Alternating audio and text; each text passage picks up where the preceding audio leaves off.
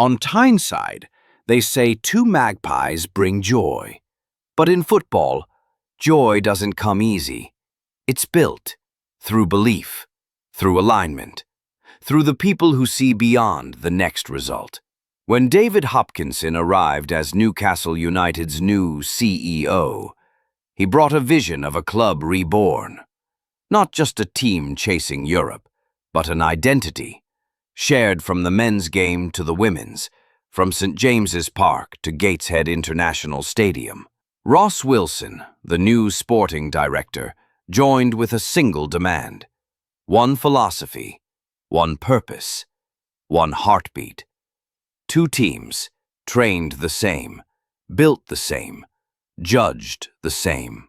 Every pass, every tackle, every point, measured, not by reputation, but by merit. This is football stripped back to its essence. Performance, pride, progress. Welcome to 2 for Joy, the Newcastle United story. 2 teams, 1 club, 1 challenge, and 1 crown to be claimed. Hello everyone, my name's Chris and welcome to my first ever YouTube Football Manager series called 2 for Joy. The premise of this series is going to be a small 2-season challenge where we take Newcastle United men and Newcastle United women, and we've created a points system to measure how well we do with both teams.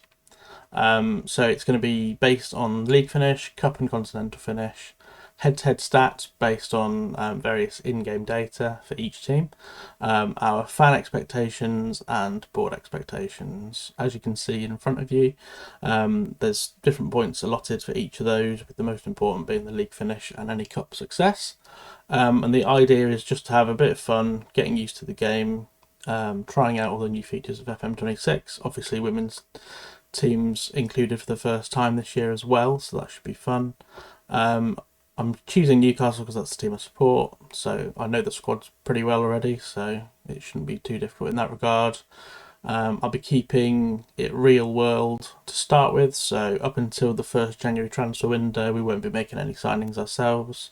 All the players will come and go as and when they did in the real world, using the in-game FM setting for real world, so things will trickle in and out as they did in real life. We'll get signings through the door, then it gives me sort of 3-4 months to do scouting ahead of the January transfer window, when we can start actually putting our own little stamp on things. I've had a quick look at the season predictions for the 2 teams. So for the men, we are predicted to finish 4th with odds of 13-2, so that's probably at a push what we should be achieving with the squad that we've got. However, the board expectation is actually that we put up a title challenge, which might be slightly more difficult, and there's every chance to end up getting sacked if we can't do that, so that should be interesting. In the women's side of things, in Women's Super League 2, we are one of the favourites for promotion, and for the first time this year there are 3 possible promotion slots, so 2 automatic and 1 in a playoff, so we are predicted 3rd, so we should be looking at promotion in ideally in one of the automatic spots rather than the 3rd playoff spot, because that'd be risky. No one loves being in playoffs. So that is the outlet of what we're planning to do with 2 for Joy. Let's pop on to how it's going to be. Points are going to be attributed. So with those expectations in mind, I've tried to make this as even as possible between men's and women's. Obviously it's a 2-season idea as well. We'll be doing this for 2 seasons, and then whoever's got the most points, men's or women's, at the end of the 2 seasons will be the in-house champion between the men's and the women's teams. It's just a bit of fun, a bit of a intro to FM26. It's also a great opportunity for me to do my first actual YouTube series.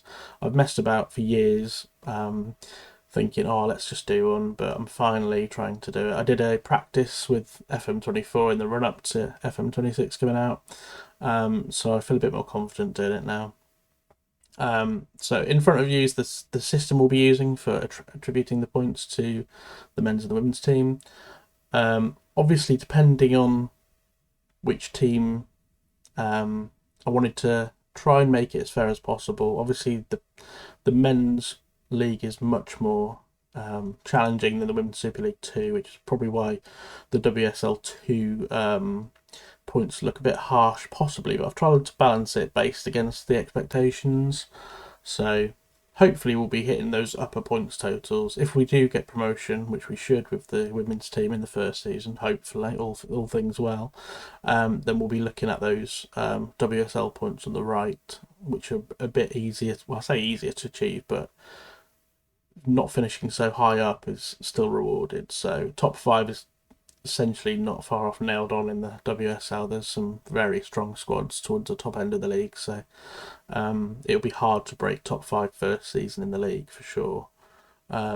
So that'll be a real challenge, as would be finishing in the top 3 in the Premier League with the men's team. So hopefully that's a fair enough sort of base premise for the points, but that's not the only way of earning the points for our little inter-club competition. We also have extra points cumulatively, which will add up to 50 points, same with the league, so 100 points in total available throughout the season.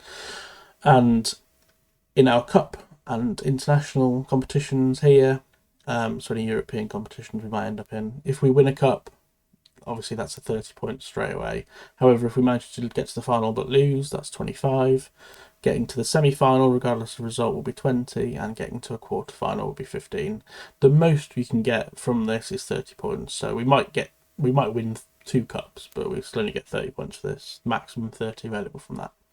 The next one is the head-to-head stats. So this will be comparing these stats for each team, the men's and the women's. So it'll be goals per 90. This will be based on league games only, and that's why I've divided it by 90, because there are different league amounts. Different amounts of league games per team, so there's far less in the women's leagues than there are in the Premier League, so that's just to make it fair across the board for purposes of this little competition. And for each of these metrics, the team that has the most will get 2 points onto the total, so that should be quite interesting, because you would imagine there'll be quite a lot of goals in the WSL and the WSL 2, but I also tend to play quite attacking football and do average sort of 3-ish goals a game in the when I've done Premier League saves previously. So that'll be interesting. We'll see how that turns out.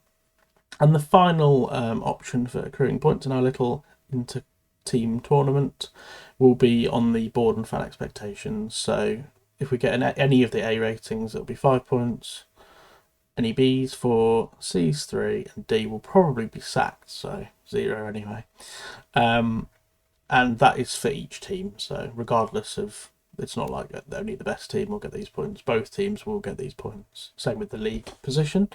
So yeah, that's the premise of Two for Joy, a Newcastle United story in FM26. Thank you for watching, and if you'd like to like and subscribe, I'll be trying to post a couple of videos probably weekly, updating you with how this is going. Like I said, it's going to be a 2-season save, and we'll just explore FM26 together. I'll learn how to actually put videos together properly, and hopefully you enjoy it along the way. Thank you so much for watching. See you in the next one.